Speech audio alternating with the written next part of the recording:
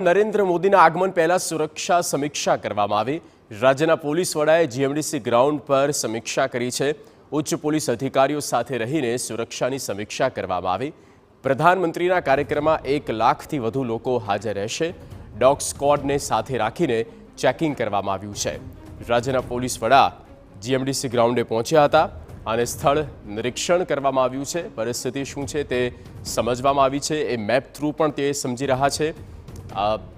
પ્રધાનમંત્રીનો આ ગુજરાતનો પ્રવાસ છે। જીએમડીસીમાં સભા પણ ગજવવાના છે। અનેક વિકાસના કાર્યો છે તેનું પણ ઇનોગ્રેશન થવા જઈ રહ્યું છે।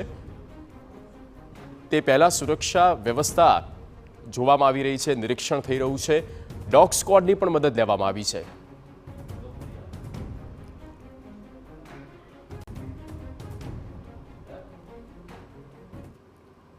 આજરોજ જીએમડીસી ગ્રાઉન્ડ ખાતે પોલીસના ઉચ્ચ અધિકારીશ્રીઓ દ્વારા પોલીસ બંદોબસ્તની જે સમીક્ષા કરવામાં આવી અને જે જગ્યાના સ્થળનું નિરીક્ષણ કરવામાં આવ્યું।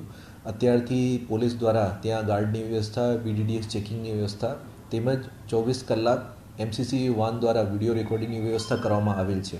આપણે આ જે બંદોબસ્ત છે એમાં પોલીસ અધિકારી અને કર્મચારી મળીને 2500થી વધારે પોલીસ અધિકારી કર્મચારી ત્યાં બંદોબસ્તમાં રહેવાના છે।